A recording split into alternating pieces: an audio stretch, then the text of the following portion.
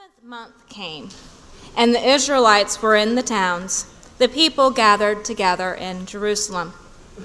Then Yeshua, son of Josadak, with his fellow priest, and Zerubbabel, son of Shealtiel, with his kin, set out to build the altar of the God of Israel, to offer burnt offerings on it, as prescribed in the law of Moses, the man of God.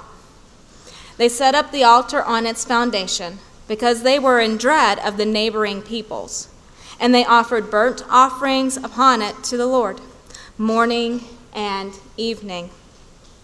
And they kept the festival of booths as prescribed, and offered the daily burnt offerings by number according to the ordinance, as required for each day. And after that, the regular burnt offerings, the offerings at the new moon, and at all the sacred festivals of the Lord, and the offerings of everyone who made a free will offering to the Lord. From the first day of the 7th month, they began to offer burnt offerings to the Lord. But the foundation of the temple of the Lord was not yet laid. So they gave money to the masons and the carpenters, and food, drink, and oil to the Sidonians and the Tyrians to bring cedar trees from Lebanon to the sea to Joppa, according to the grant that they had from King Cyrus of Persia. In the 2nd year after their arrival at the house of God at Jerusalem, in the 2nd month, Zerubbabel, son of Shealtiel, and Jeshua, son of Josadak, made a beginning, together with the rest of their people, the priests and the Levites, and all who had come to Jerusalem from the captivity. They appointed the Levites from 20 years old and upwards to have the oversight of the work on the house of the Lord. And Jeshua with his sons and his kin, and Kadmiel and his sons, Benui and Hodaviah, along with the sons of Henadad, the Levites, their sons and kin, together took charge of the workers in the house of God. When the builders laid the foundation of the temple of the Lord, the priests in their vestments were stationed to praise the Lord with trumpets, and the Levites, the son of Asaph, with cymbals, according to the directions of King David of Israel.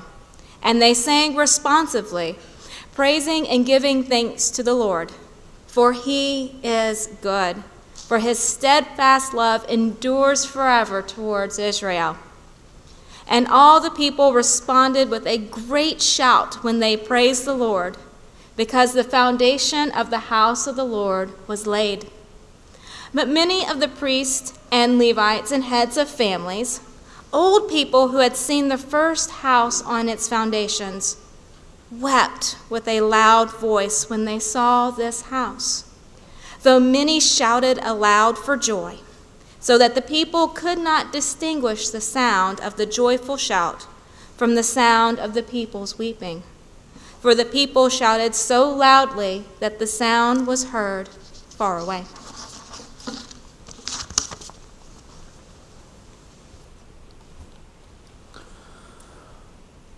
So this morning, as we celebrate together, first we look back. It was a few weeks ago that we explored the story of Solomon building the temple of God, the place of holiness and worship. Well, today the passage that Pastor Melissa just read tells about the rebuilding of that space. In between was a painful story. Following the building of the original temple, God's people were exiled to Babylon until the next superpower, the Persians, allowed them to come back. And immediately, as soon as they came back, one of the first things that they did was to rebuild their holy space, to rebuild their altar, to be able to sacrifice.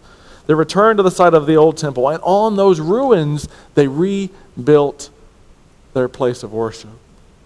They would hope that one day they would be able to restore the temple to its former glory. As they worshiped, they built. Sound familiar?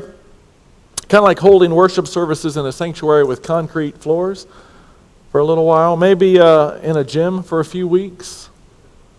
The parallels between this story and ours are fascinating. One of the first celebrations the Israelites conducted when they returned to the ruins of their festival or their worship space was the feast or the festival of Tabernacles. This was a harvest time feast, kind of like our Thanksgiving. And it was a reminder of the bounty that God had given the people.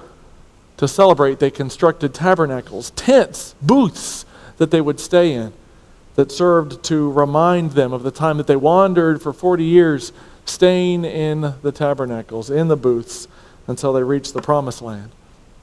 And so today, again, the parallel is fascinating, for we too remind ourselves with gratitude of God's blessings during this time of harvest. But we also remember the difficult days when we had to live and to worship in temporary housing. My hope is that today we will be able to look back, to turn that corner, to remember. First, we will remember our saints. The spiritual leadership team made an intentional decision to use this service of dedication on the same day as All Saints' Day, a day of significance where we remember and celebrate the saints who have gone before. Now, for those of you who may be new to this tradition, All Saints' Day is an ancient practice of the church that helps us to look back and remember those who have died over the course of the past year. Really, all of our quote-unquote saints, those who have been meaningful in our own lives and throughout the life of the history of our church. The moment of silence that we will observe here in a few moments will be a way to celebrate those lives and remember. The ancient Israelites teach us how to do both of these things together. In the passage, it talked about the fact that there was much cries of joy as well as cries of grief. And the two became intermingled. And so on this day of celebration, we also grieve those who have lost. Those who cried at the first temple remembered that it would be no more. Even in the rebuilding, they realized that there was grief at its loss. Those who cried at this ceremony cried tears of sorrow and tears of joy, which is a lot like what grief looks like in my perspective. And together their cries were heard miles and miles away. And so today we follow their example. We grieve and we celebrate on this All Saints' Day, as tears of joy and sadness flow mingled down. Next, we remember our story. This is the 160th anniversary for worship and ministry for First Baptist. And so I want us to look back and remember and understand. I want us to understand what this church is really about. I've told us before that there's so much in our story that comes back to a sense of flexibility and unity. For 160 years, we have faced challenges, we have faced struggles, but we have turned our faces toward God and believe that God has led us through those struggles. So in a few moments, I will invite Verlin Gilbert to come up and share a summary of our story. Again, it's the ancient Israelites who have shown us the way. It says that they assembled as one person, as if it was one voice coming together in unity and hope. And out of that, they constructed a new place to worship. They remembered their story so they could write the next chapter. Again, today we remember so we can together write the next chapter in hope. And finally, we remember our sacrifice. The last few years have not been easy ones. We have made it, though, because of some amazing leadership that we want to celebrate this day. The ancient Israelites were led by a priest named Yeshua and a civil leader named Zerubbabel. Together, they recognized the need for creating a new space of worship and a new place, really a new city when they returned from the exile. You have done the same thing. You took a tough look at your welcome and worship space and said, this will not do. It will not do to see water pouring in on the nursery carpet every time we get a hard rain. It would not do to have rainwater flowing through our heating and air conditioning ducts on the floor, circulating every time we push the button, growing mold behind walls and in the ceilings. It would not do to have a welcome space that told visitors they weren't really welcome. And it would not do to put up a sign like this, which used to be outside of our building. and was displayed every time somebody came to the 8:30 worship service. It says, if you can't read, "Service in progress. Please enter through Johnny Appleseed or courtyard." In other words, welcome to our church. Please use our back door.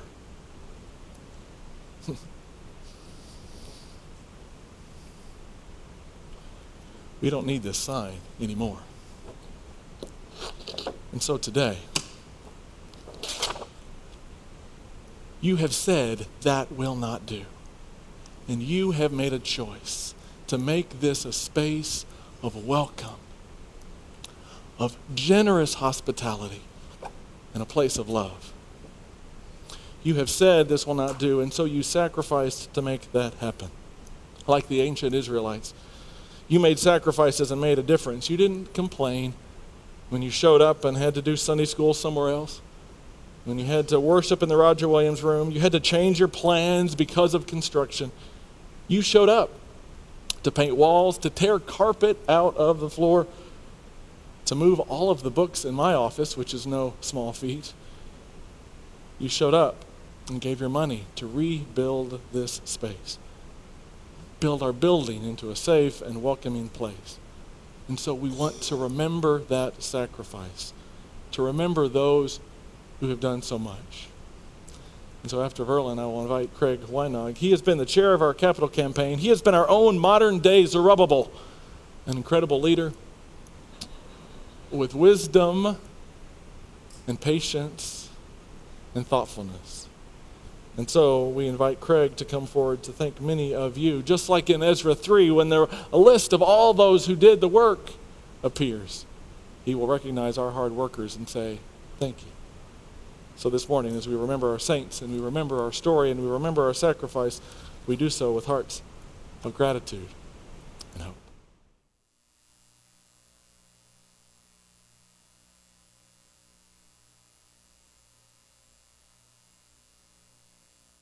The people of Israel, the priests and the Levites, and the rest of the returned exiles celebrated the dedication of this house of God with joy.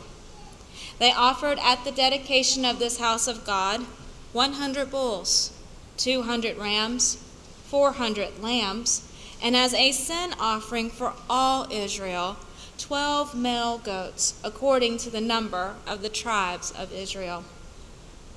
Then they set the priests in their divisions and the Levites in their courses for the service of God at Jerusalem, as it is written in the book of Moses. On the 14th day of the first month, the returned exiles kept the Passover, for both the priests and the Levites had purified themselves. All of them were clean. So they killed the Passover lamb for all the returned exiles, for their fellow priests, and for themselves. It was eaten by the people of Israel who had returned from exile, and also by all who had joined them and separated themselves from the pollutions of the nations of the land to worship the Lord, the God of Israel. With joy they celebrated the festival of unleavened bread for 7 days, for the Lord had made them joyful, and had turned the heart of the king of Assyria to them, so that he aided them in the work on the house of God, the God of Israel.